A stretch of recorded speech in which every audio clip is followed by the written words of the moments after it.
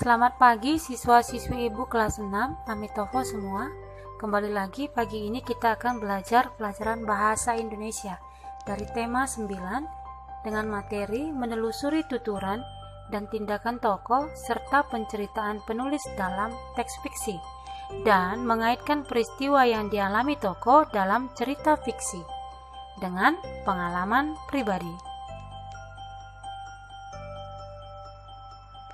KD awal yang kita pelajari adalah KD 3.9, yaitu menelusuri tuturan dan tindakan tokoh serta penceritaan penulis dalam teks fiksi. Dengan rangkuman materinya adalah tokoh utama dan watak tokoh dalam karangan fiksi. Cerita pendek atau cerpen merupakan salah satu karya fiksi. Karya fiksi adalah karangan yang berisi cerita yang dibuat berdasarkan rekaan atau hayalan serta imajinasi dari pengarangnya. Dalam cerita fiksi terdapat tokoh utama dan tokoh tambahan. Tokoh utama adalah tokoh yang sering muncul dalam cerita, sedangkan tokoh tambahan adalah tokoh yang mendukung tokoh utama. Tokoh utama sendiri dibedakan menjadi dua, yaitu satu tokoh protagonis, yaitu tokoh yang berwatak baik. Yang kedua ada tokoh antagonis. Tokoh antagonis adalah tokoh yang berwatak jahat atau berwatak tidak baik. Tokoh tambahan bisa menjadi tokoh tritagonis atau tokoh penengah antara tokoh protagonis dengan tokoh antagonis, serta tokoh pembantu atau tokoh figuran. Tokoh tambahan berguna untuk memperjelas watak dari tokoh utama. Tokoh utama ada yang berwatak baik, ada yang berwatak jahat.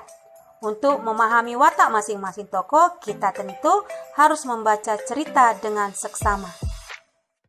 Menceritakan kembali jalan cerita dan tokoh-tokoh dalam teks fiksi. Jalan cerita atau isi cerita atau alur cerita disebut dengan plot. Plot merupakan salah satu bagian tulisan fiksi yang sangat penting. Plot atau alur cerita berisi tentang peristiwa-peristiwa yang mempunyai hubungan satu dengan yang lainnya. Keterkaitan ini akan membentuk satu kesatuan cerita yang utuh. Alur cerita dalam cerita fiksi dibagi menjadi 3 bagian, yaitu bagian awal, tengah, dan akhir. Pada bagian awal biasanya berisi tentang pengenalan tokoh dan masalah. Di bagian tengah biasanya berisi tentang masalah dan konflik dalam cerita fiksi tersebut. Sedangkan pada bagian akhir biasanya menceritakan tentang penyelesaian masalah dari cerita fiksi tersebut. Berikutnya ada KD 3.10, mengaitkan peristiwa yang dialami tokoh dalam cerita fiksi dengan pengalaman pribadi. Kita akan mempelajari cara membuat cerpen. Beberapa hal yang harus diperhatikan ketika akan membuat cerpen supaya cerpen yang kita buat memiliki cerita yang jelas serta dapat dipahami oleh pembaca adalah sebagai berikut. Yang pertama, pemilihan topik atau tema. Topik atau tema adalah ide cerita dari sebuah tulisan dan biasanya mengandung pesan, nilai-nilai atau tujuan yang akan disampaikan kepada para pembacanya.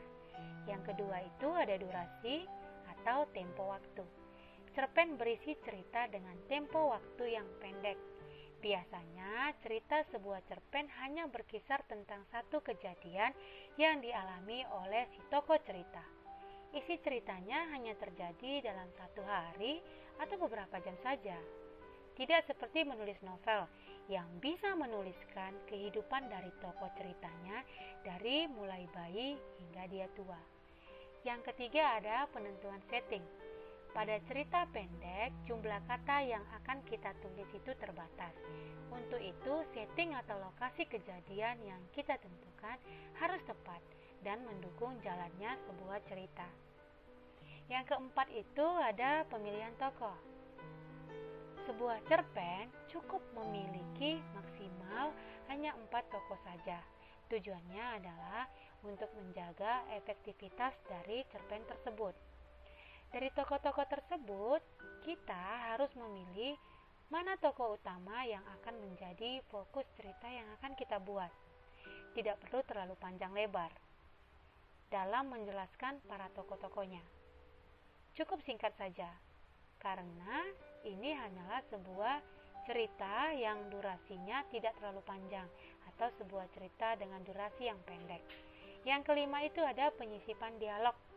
Dialog adalah pendukung yang akan menguatkan karakter tokoh dan mempertegas jalannya cerita. Namun perlu berhati-hati dalam menyisipkan dialog ini. Jangan sampai terlalu panjang. Nah, yang terakhir, pembuatan alur cerita. Untuk membuat cerpen yang bisa membuat pembaca akan mengikuti jalan cerita sampai akhir, sebaiknya kita membuka dengan sebuah paragraf yang menarik. Alur cerita selalu dimulai dengan pembuka, kemudian inti atau isi cerita, dan kemudian diakhiri dengan penutupan atau ending. Karena dibatasi dengan durasi yang pendek, maka sebisa mungkin kita itu membuat alur cerita yang singkat dan jelas. Meskipun alur ceritanya singkat dan jelas, tapi tetap diusahakan agar pembaca tidak menebak akhir ceritanya secara dini. Kita harus pandai membuat cerita yang membuat para pembaca menjadi penasaran dan selalu menebak-nebak hingga terus membaca ceritanya sampai akhir.